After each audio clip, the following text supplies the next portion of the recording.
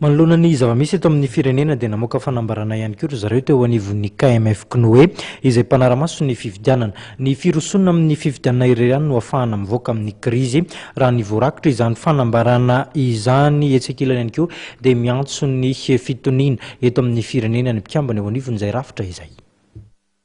Manamafy ny KMF Knoe fa tsy misy afa-tsy ny fifidianana amin'ny vahaolana ahafahana mamerina ny firenena ao anatin'ny lamina demokratika. No mariany teo anivon'ny KMF Knoe ihany koa fa nisy mifanadihadiana izay nataon'ity komity misahana amin'ny fanaramaso ny fifidianana ity izay namoaka ny etaetan'ny olom-pirenena. Taorian'ireo fanadihadiana izay nataon'ny KMF Knoe tamin'ireo distrika 10 izay misy ny ratsa mangaika anay manerana ny nosy dia maro ihany koa ireo olom-pirenena no mangataka ny sin'ny fifidianana amin'ity taona ity mba elana amin'izao krizy lavareny izao. Samy miaikintsika rehetra fa tsy zaka ny vahoaka intsony ny fitohizan'izao tetezamita lavareny izao. Ahatongavana amin'ny fifidianana dia miantso ny mpanao politika sy ny mpilatsaka hofidiana na ireo voaraina tsy mba tsy hitarika savorivoro ary ametraka ambony ny soatoavana malagasy ny fihavanana sy ny fifankatiavana ary ny firaisan-kina ny KMF Knoe. Miantso ny ametrahana fitoniana indrindra amin'izao fotoam-panadinana izao ity komity mpanaramaso ny fifidianana ity.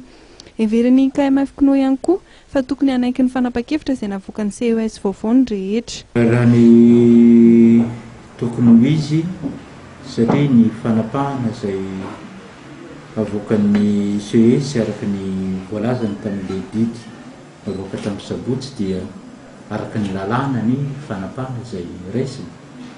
Dia aminay tokony anaiky izay ny mpanao politika ary tsika kosa samy miara-malala fa misy solotena ny mpanao politika ao anatin'io CES vaovao io. Aleo hanana fitoniana.